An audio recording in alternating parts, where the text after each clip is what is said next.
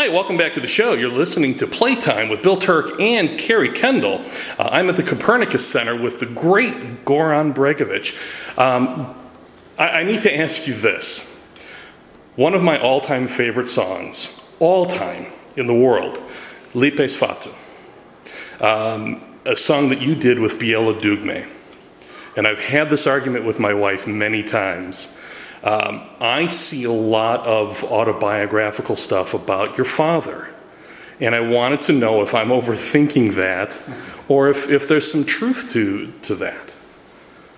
Well, it's a very old song, so I don't remember really why I wrote. Well, I'll tell you this.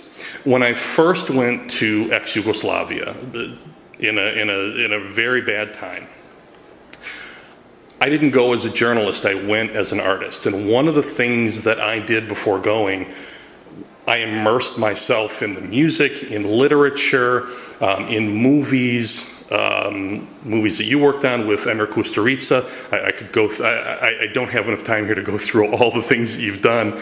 But I immersed myself in the culture because there's a language there. And you've talked about the language of music. And by knowing music, and somebody had given me a cassette tape of Bijelo Dugme, and just by knowing that, I got places in Serbia and Croatia and Bosnia that journalists could never get to. I got marriage proposals. I got just by knowing something about the people.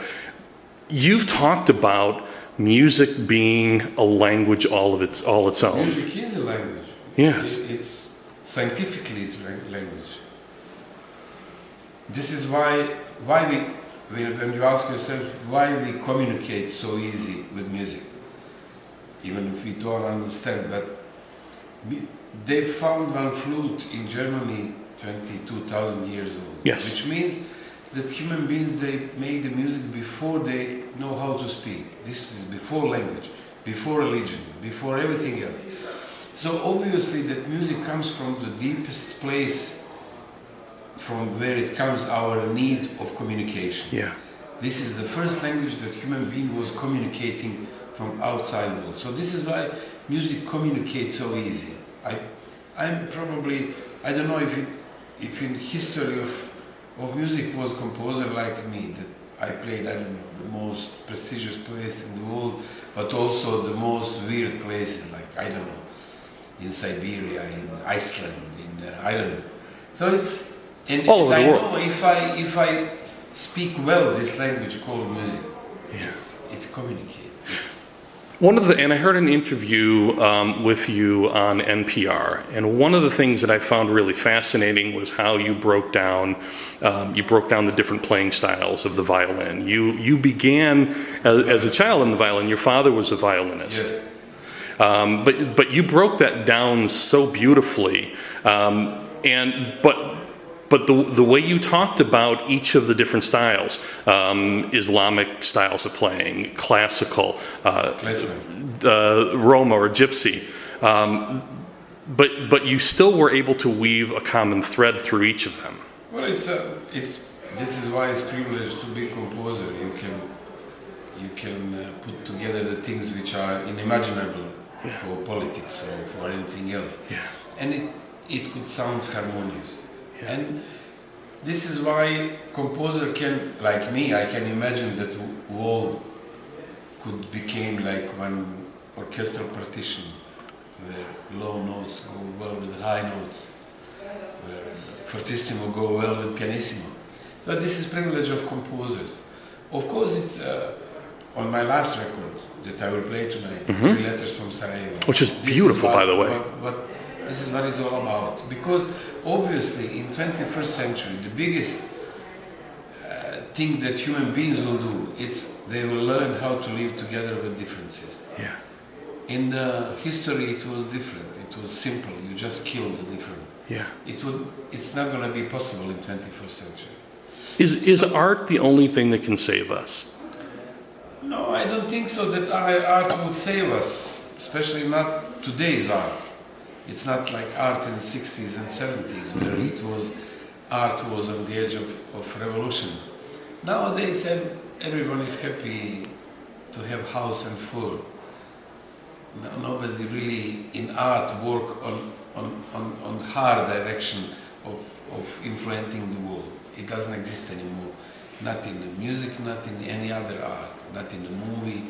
If you look how movies became just entertainment, even the most talented movie directors may just entertaining the movies. Mm-hmm. The music is just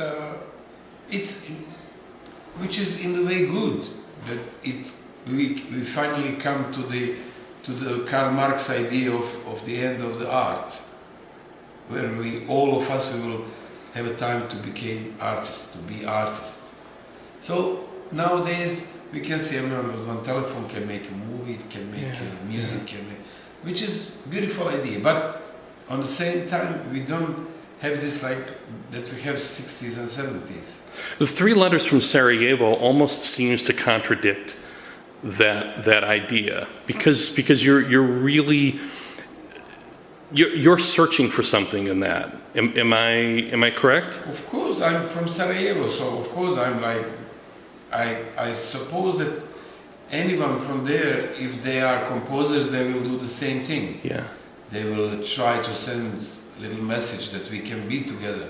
Yeah. You know, and there is one little story on the record that I found on internet. The story says that one journalist of CNN, she heard that there is one Jew that already for so many years come twice a day to pray on the wall of crying. So she wants to make a little reportage. She comes there, and the old Jew was in front of the wall. She was waiting that he finished the praying, and then she approached. She said, "I heard that you are every day here for a long time in front of the wall." He said, "Yes, for 60 years." "And here in front of the wall you talk to the God?" He said, "Yes." And she said, "And?" He said, "I'm asking him to finish this war between Christians, Muslims and Jews, that at least our kids can live better." Yeah. And she said, "And?" And all Jews said, "I have impression that I'm talking to the wall." Uh-huh. So it's if there is little moral out of this story is that that obviously that God in His work, in His schedule, He didn't put to teach us how to live together. This is something that we have to learn by ourselves. So this is what we have to do in 21st century. So as a composer, this is my little sign that I left in my time. Yeah. I'm going to pause here because I want